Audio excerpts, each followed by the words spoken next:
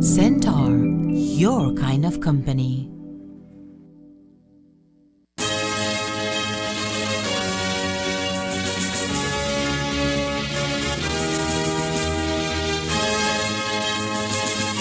Tonight on Ctv3 News, local business quick reports disturbing robbery of delivery runner in Orange Walk. More focus will be placed on animal cruelty cases, says Campo Williams. Cop turned crook, police constable arrested and charged for alleged theft at Mahogany Street business. And the man who was shot by cops in Sartene had to be charged with aggravated assault. These are some of the stories we have for you tonight in our newscast for Monday, January 13th, 2025.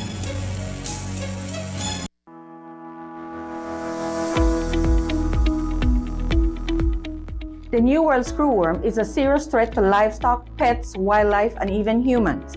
It begins when a female fly lays her eggs in a wound or mucous membranes of a live, warm-blooded animal. These eggs hatch into larvae that burrow into the flesh and feed on living tissue, causing severe damage if left untreated. Monitoring your animals regularly is key. Check your livestock and pets for any wounds. No matter how small, even something as tiny as a tick bite can attract New World screwworm flies. Clean and treat all wounds immediately. Keep them covered and monitor them for any signs of infection or larva. Early treatment is critical to stopping screwworm infestations. If you suspect an infestation, notify your local authority, PAHA, BLPA, or the Ministry of Agriculture right away.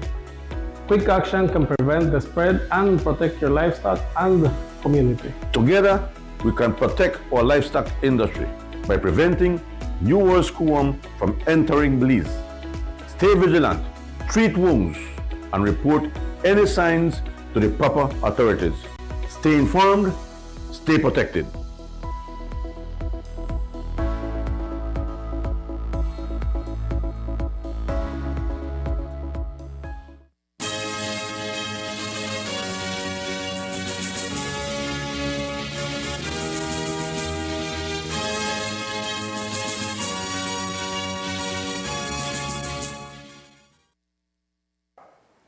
Good evening. With your news also simulcast on Fiesta FM 106.7. I am Joanna Rodriguez.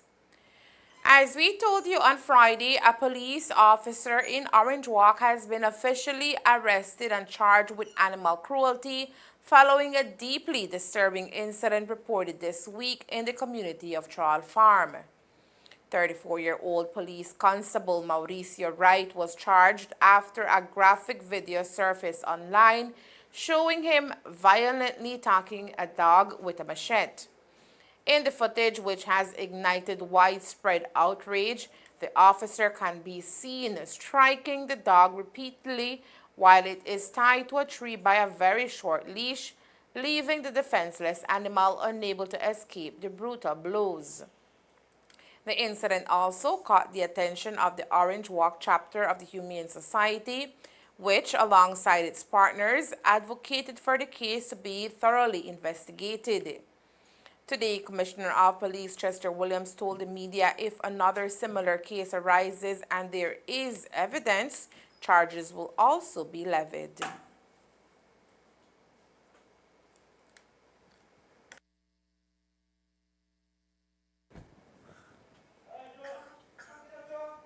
The Humane Society and animal rights advocates are urging the community to remain vigilant and to report any instances of animal abuse. In a startling breach of trust, 52-year-old police constable Peter Graham has been charged with theft following an incident at J&Y Block Factory on Mahogany Street in Belize City, where he allegedly stole $550 from the establishment. The incident occurred on January 6th while Graham was assigned to special duty at the store. Surveillance footage from the store captured Graham rummaging through a cash pan and taking money from behind the counter. According to store owner Jiabi Wang, the situation unfolded when she briefly left her office. Upon her return, she found Graham behind her desk. When confronted, he claimed he was merely securing a padlock. However, Wang soon discovered that $550 was missing from her cash register and immediately reported the theft to the police. The swift response of law enforcement led to Graham's charge and subsequent placement on suspension with full pay pending the outcome of the investigation. Sometimes I really and truly wonder what goes through the minds of some police, honestly. His action or conduct is disgusting. I won't say much because I have already directed that matter be dealt with. I know we have received a report from the proprietor of the establishment, and I had given instructions over the weekend for him to be arrested and charged. And I was told that he eventually took back the money with the hope that the matter would not be pursued. But believe you me, what I saw on that video footage is certainly something that is unforgivable. We are police officers. We are charged with the trust and confidence of the public. His conduct in that video goes against the grain of what being a police officer is. And so he was suspended immediately. Police Commissioner Chester Williams says the legal office has been instructed to send Graham a formal letter allowing him 14 days to respond and explain why he should not face termination from the police service. And I have already directed the legal office to write him because, again, as much as the public might be outraged, and I agree with them that we all should be outraged, the law requires that we must follow a process, and that process is natural justice. And so the legal office is going to be writing him today, and will ask him, in light of the allegation that is depicted on the video footage, why he should not be dismissed. He'll be given 14 days to reply to that letter. He can do so alone or through an attorney. And once I get that response from him, I will then apply my best judgment, looking at his response reasonably. And if I should find that his reasons are not justified, then I may proceed in his dismissal. So I cannot say at this time what the outcome is going to be. It will look as if I have already made up my mind. Well, in fact, I will have to wait until I can hear from him and consider his response before a decision is made. So I leave the rest right there. In 2018, he was detained because he was found near a plane in Bronco, an illegal drug plane. How come he wasn't dismissed at that point, and how did he manage to get on special duty with that record? He was not found, as you have said. He was found in a more compromising position. I think the seat from the plane was found in his vehicle. I was not the commissioner of police then, so I could not answer that question. He commits an infraction now that I believe is of great concern, and I will apply my best judgment in addressing this issue. As the Brisani administration comes to the end of its first term in government and prepare to head into an election year today, Minister of Home Affairs and New Growth Industries, Honorable Kareem Musa, spoke on one of the earmarked projects under his ministry, which tonight remains on limbo. That is the proposed legalization of the marijuana in Belize.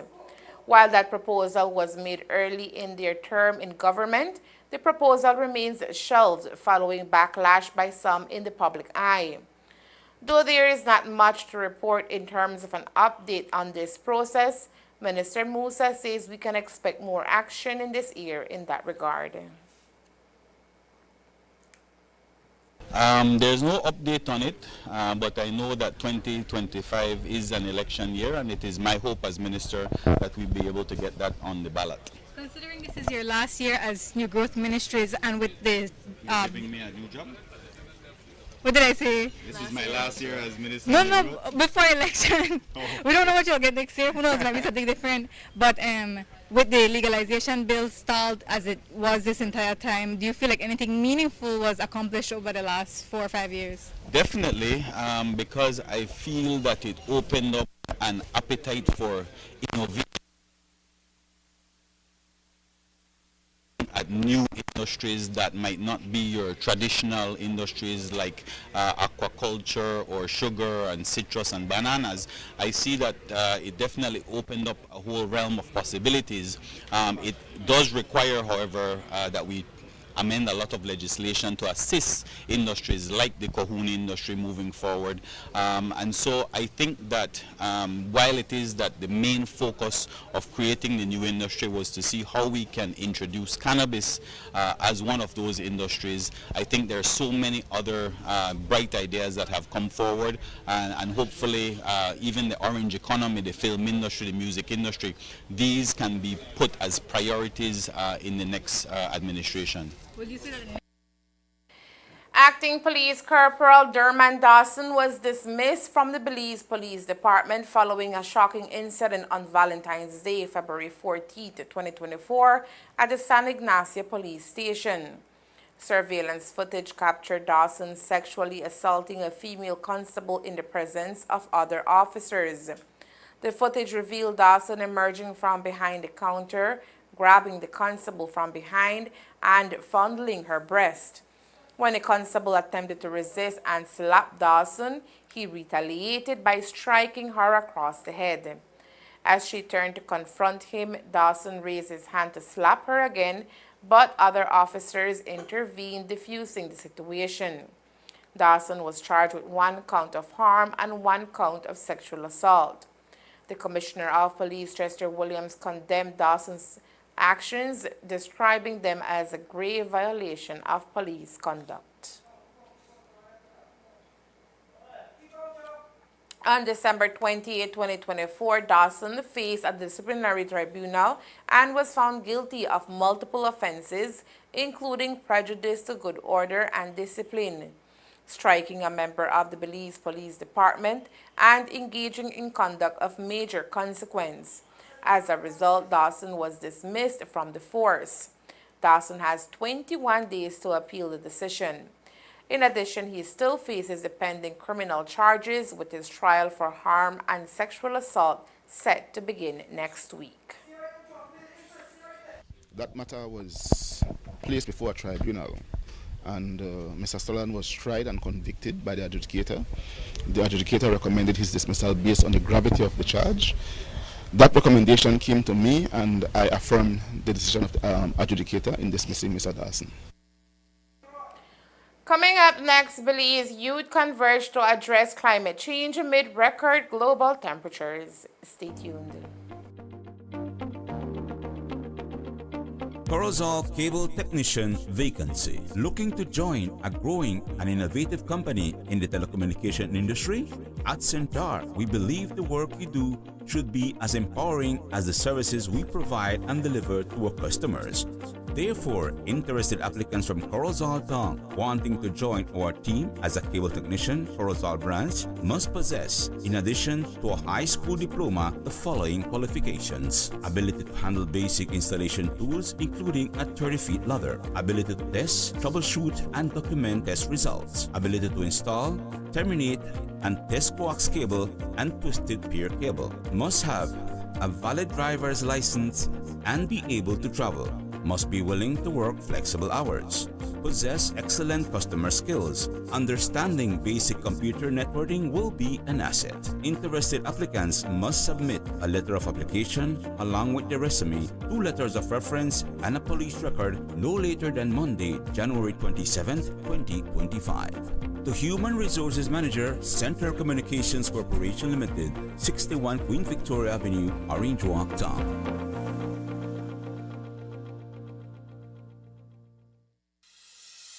El gusano barrenador del Nuevo Mundo representa una amenaza importante para el ganado, las mascotas y los seres humanos. Puede provocar graves pérdidas si no se controla rápidamente. Actualmente no está presente en Belice. Es por eso que la detección temprana es crucial para evitar su propagación. Ayudemos a mantenerlo fuera. No traiga animales de otros países ilegalmente. Si nota gusaneras en heridas inusuales, infórmelo de inmediato. Llame a Baja al 824-4872 o envíe un mensaje de texto al 670-7003. Juntos podemos trabajar para mantener a nuestro país libre del gusano barrenador del Nuevo Mundo y salvar animales. Este mensaje es presentado por Baja, OIRSA, IICA, USDA y el Ministerio de Agricultura, Seguridad Alimentaria y Empresas. A chaotic scene unfolded at JR's bar in Punta Gorda on Saturday night as a dispute between a patron and a bartender escalated into a violent brawl. The bar, located just a block from the town's police station, became the epicenter of flying bottles and heated altercations, leaving the establishment in disarray. Witnesses reported that the altercation began when a male patron grabbed a woman working behind the bar by the arm. The bartender retaliated by throwing an object at the man, sparking a chain of reaction of violence. As tensions flared, bottles were hurled across the bar, with one individual emptying the refrigerator and throwing its contents in a destructive frenzy. Police in Punta Gorda have confirmed that one man has been detained in connection with the incident. Authorities are continuing their investigation and are urging additional witnesses to come forward with information. Surveillance footage from the establishment is also under review. While JR's bar remains closed as the investigation continues, Commissioner of Police Chester Williams has given the order for the license of the establishment to be revoked. Last thing for me, are you going to give any directive to shut down the bar that the brawl happened in PG? I just told the legal officer this morning in conference to write the Toledo Liquor Licensing Board and seek to have the license suspended. Moises Verde Jr. was shot by police on Thursday last in the village of Sartaneja in Corozal after he was commanded to stand down, but instead fired at the officers. Verde was transported to the NRH for medical treatment and is listed in a stable condition. Prior to him being shot, Verde took hold of a gun and shot at a resident of Sartaneja identified as Clint Chandler Verde. Since then, he had been on the lam. On Friday, police received tip of his location, and that is when everything erupted. At the scene, police recovered several .223 expended casing, 1.38 revolver containing 3.38 live rounds, and 3.38 expended casing, one AR-15 rifle with one rifle magazine containing 7.223 live rounds. Today, the Commissioner of Police spoke about the case. At this time, that's the matter in Sartaneja. I don't have any further details. I know that the man Verde is being, I think he has been released or still in the hospital, but as soon as he is able to be arraigned, he will be charged by the police for aggravated assault. As the world grapples with the harsh realities of climate change, evidenced by 2024 being recorded as the warmest year on record, young Belizeans from districts of Corozal and Orange Walk gathered at Escuela Secundaria Técnica Mexico's conference room to discuss proactive measures to combat this pressing issue. The alarming data reported by the Copernicus Climate Change Service indicates that global warming has now surpassed the critical threshold of 1.5 degrees Celsius. While NASA and other climate organizations are expected to corroborate these findings shortly, the urgency for action remains undisputed. Ryan Zuniga, program lead at the United Nations Development Program, UNDP, highlighted the significance of involving youth in climate dialogues. So we came to support the Department of Youth Service for this climate change forum, this climate change youth forum. So under our Climate Promise program, we've provided support to several different organizations to kind of mainstream youth in climate response. And so this is one of the activities that's going to allow us to bring youth to the table to have discussions about our national determined contribution and how we could integrate more youth opinions and also how we could mainstream just general climate change response in the everyday activities that you find themselves in. You know? The activity leads to an output, the output leads to an outcome. But you can have more than one activity to realize a specific outcome. So while maybe today's event is not going to be as a direct result, or a direct policy is not going to be a direct result of today's activity, what it does, it brings significant awareness to the topic, and it allows us to hear what youths think, what youths feel, and how it is that we could then, if we need to go back to the drawing board to ensure that we incorporate the perspective of youths in these things. What that does, it puts us in a better position to then inform policy, to make policy a bit more inclusive, and to ensure a policy is responsive to the needs, not only to the youths, but all marginal or marginalized population, I should say, that we often don't hear their voices at the table. So today's activity is a very good example of a start in doing something like that. In the Ralog, director of DYS expressed the importance of youth engagement in the climate change conversation. We at the department, we always try to find ways to allow our young persons to let their voices be heard. We try to create these different platforms for them. Like today you're seeing a forum on climate change. Basically, what is climate change? How climate change have affected your area, their country, their communities. How can they go about mitigating the challenges of climate change? Participants shared enriching experiences from the event, showcasing their eagerness to make a tangible impact. Well, we had a very interesting discussion where many topics were mentioned, such as the difference between the younger generation and the older generation. Also, the government came into play. We also had a very interesting discussion where who is responsible for it and how the younger generation will be impacted by the older generation's quote-unquote mistakes. Well, I think that this discussion is very good to introduce us, younger generation, to basically make us have like a change. Like basically encouraging us to like work towards a better beliefs. As to my opinions on climate change, it is very much real. I have seen it in my own like community, in my own like little world. I have seen it, and it's not a very good thing to experience. In a delightful turn of events, Giselle Bottes was awarded a one-year school scholarship by Minister of Youth, Honorable Rodwell Ferguson, a gesture that left her in disbelief. Just raised my hand, volunteered to draw. It was a moment of, I don't know, impulse.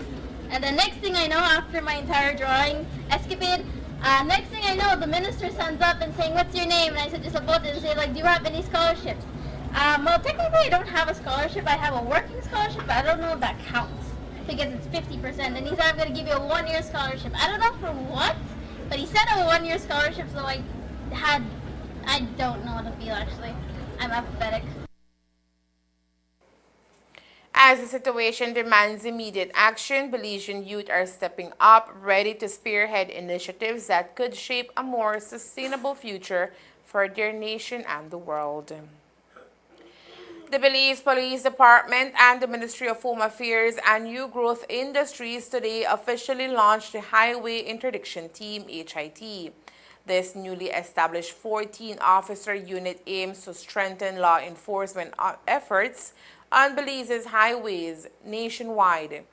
The primary responsibility of the Highway Interdiction Team is to deter and combat unlawful activities including drug trafficking, human smuggling, human trafficking, and the illegal trafficking of firearms and ammunition.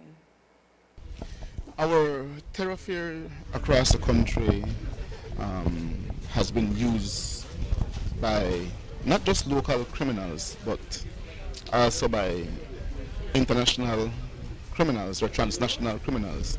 And so we decided prudent to create a team that will be able to ensure the safety of our thoroughfare, in the sense that we will be doing as much as we can to prevent our thoroughfare being used by human traffickers, firearm traffickers, ammunition traffickers, drug traffickers, as well as human smugglers and those who engage in the transportation of contraband.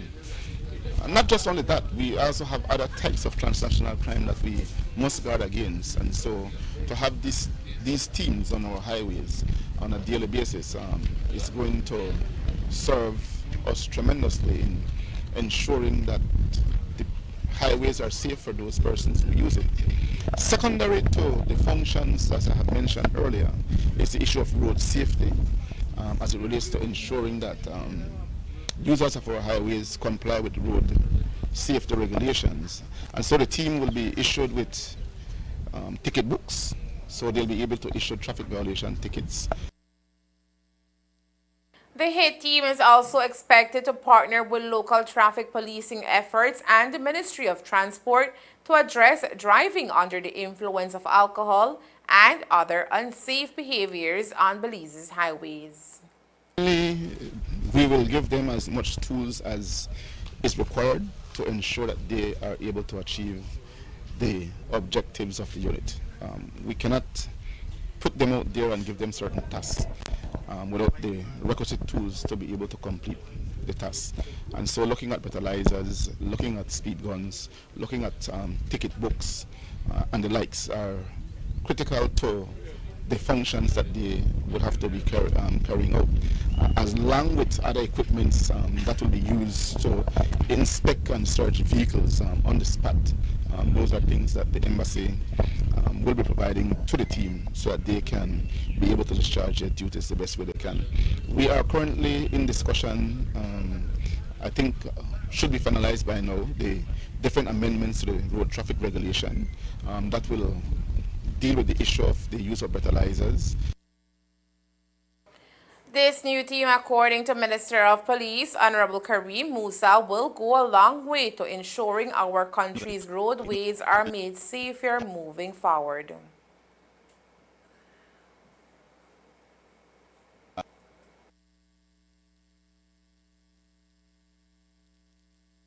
I know that the focus of this highway interdiction team is certainly on firearms trafficking, on drug smuggling, human trafficking and smuggling, but it's also important that they work in tandem with our Department of Transport and their highway patrol in light of the very serious year that we've had in the number of traffic fatalities. And so it is my hope that this team, this highway interdiction team, will also play a significant role in curbing the number of traffic fatalities and traffic accidents. What will they be doing differently that you think will help to reduce the number? Well, of course, it's sort of like a highway patrol. Right now, the mobile interdiction team is more focused on border security, and so the presence, so to speak, is not there. The highway interdiction team today also received a donation of 3 vehicles from the U.S. Embassy as part of their ongoing partnership to strengthen Belize's security efforts. News after the break. Stay tuned. The New World Screwworm poses a significant threat to livestock, pets, and humans. It can cause severe losses if not controlled quickly. Currently, it is not present in Belize. That is why early detection is crucial to prevent its spread. Let us help to keep it out. Don't bring animals from other countries illegally. If you notice maggots, larvae, or worms in unusual wounds, report them immediately. Call Baja at 824-4872 or text 670-7003. Together we can work to keep our country safe from the New World Screwworm and save animals. This message was brought to you by Baha, OIRSA, AICA, USDA, and the Ministry of Agriculture, Food Security, and Enterprise. The Curacao District Assembly held its General Scout meeting over the weekend. During the gathering, a new board of directors were elected to serve. Gwendolyn Monima was elected as the chair, while Nayeli Rancharan will serve as the vice chair. Deidra Castaneda is now the new secretary, and Lorna Andrews will take care of the group's financing. Today we spoke with Gwendolyn Monima, who told us what the Curacao District Assembly has planned for this year under her leadership. Over this weekend, we had our District Assembly general meeting, and at that meeting, then we had election for the new body because, a body only lasts 2 or 3 years, and so it was already time for the new body to be formed. Coming up right here, next month, we have Scouts Month, and so we'll be having a series of events, and that's what this meeting this weekend is for, right? But I can already tell you that we will start off with a parade, a Scout parade, because now we have a little band for the 6 Methodists. We have a marching band, and so that band will lead the parade, and so whenever we parade now, we have our own little band that will lead our parade. So we'll open the month, we'll have the opening of the month with the parade. And maybe we could do a little interview for the opening of the Scouts Month. And then throughout the month, we'll have different activities, and then we'll close the month with a big campfire. A youth representative will be chosen to serve on the board in a subsequent planned meeting this coming weekend. The Ministry of Infrastructure Development and Housing is set to begin major works on the country's busiest thoroughfares as part of the expansion and rehabilitation of the Philip Golson Highway from Mile 8 to 24. Works will commence on February 3, 2025 and will take approximately 30 months to complete. This project, according to Chief Engineer for the Ministry of Infrastructure, will see significant upliftment to the Philip Golson Highway from the airport junction to Biscayne Village outside the Orange Walk district. So this overall project commenced last year in August with the procurement for contractors, of which we had approximately 6 contractors that had purchased bidding documents. And at the date of submission, we had 4 contractors who submitted. And after the completion of the evaluation, you had 1 successful bidder, which was Tycrob and Sons Limited, who won the contract for $44 million Belize. The project is being financed through a loan from the CABE and also with financing from Taiwan, with counterpart funding provided by the government of Belize as well. So the project basically entails the upgrading of the Philip Golson Highway from Mile 8, as I mentioned, to 24, using hot mix asphalt cement. It includes the construction of 4 new junctions, which is a roundabout junction at the airport access road, another roundabout at Lord's Bank, 1 at Burl Boom Junction, and a 4th one at the Old Northern Highway. Going through the Ladyville Lord's Bank area, that area will be basically transformed into a boulevard similar to what we have in Belize City between Mirab and West Truck, whereby you'll have 4 lanes, 2 in each direction. Assessment is also being done to ensure that the new road is equipped with safety measures in the hopes of reducing traffic casualties. Between the airport junction and Lord's Bank, where I'm speaking about, that's approximately 1 mile. And so we'll be doing 2 miles of sidewalk side drain. So that component itself is very expensive because sidewalks are roughly running around $900 to $1,000 per meter for those sidewalks. And then also bear in mind that we'll be constructing 4 new major roundabouts. And these are junctions that were never there before. We'll also be doing significant widening going through the Ladyville area because the current carriageway is only for 24 feet. Remember, we'll be building an additional 24 feet beside that, inclusive of the center island. So it's basically a brand new construction for 2 miles within that section. And then thereafter, we have to take into consideration the relocation of all utilities. Because if you could recall, all the light poles within that section are within the road reserve. And we need to relocate all of those poles, similar to what we did in Belize City, as I said, between Mirab and the West Rock Junction. So we have to deal with all those poles. We have to deal with the water line. BWS has 3 water lines there. So we have to ensure that those are not damaged, and more than likely they will need to be extended in some areas where the road will encroach. And then you have BTL lines that we need to address. So we have some funds that are within the project to help with that, but it's not going to cover the entire thing because the utility companies also have to chip in. As I mentioned before, we will be constructing a new large diameter roundabout there that will encompasses 4 legs. So you'll have 2 legs, one from Belize City, one from Ladyville. You'll also have the leg coming out of the airport. And then there's another leg besides Sky.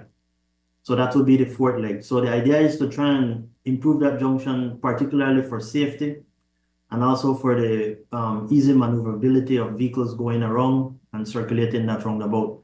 So we believe that with that size diameter that we have there, it's large enough to accommodate the 4 lanes that will be coming in from the boulevard in Ladyville, and also the 2 legs, the 2 lanes from the other 3 legs that we have for that roundabout. The extended works are expected to bring much progress in the area. However, commuters can expect longer travel time on the highway during the duration of the works. Commuters are advised to plan accordingly. That they'll have to expect that there'll be significant delays, even more than what they're having now.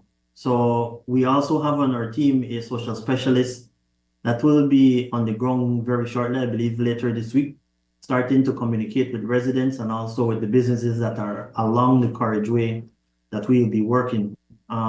Of course, the other residents will significantly be impacted by these works. And so definitely they will have to probably leave earlier to go to Belize City because there will be delays during the construction period. And that is one of the sections where the contractor has also indicated that he wants to commence works as well, because it is optimum that we take advantage of the dry season working within that area to see how best we could get those line drains in within that segment before we go into the rainy season. So definitely we will have some impact on their movement within the Ladyville area. The project is being done with funding from Quebec with help from the Embassy of China, Taiwan. And that's the news. We invite you to join us for another newscast on Tuesday, January 14th here on Ctv3 News and Fiesta FM 106.7.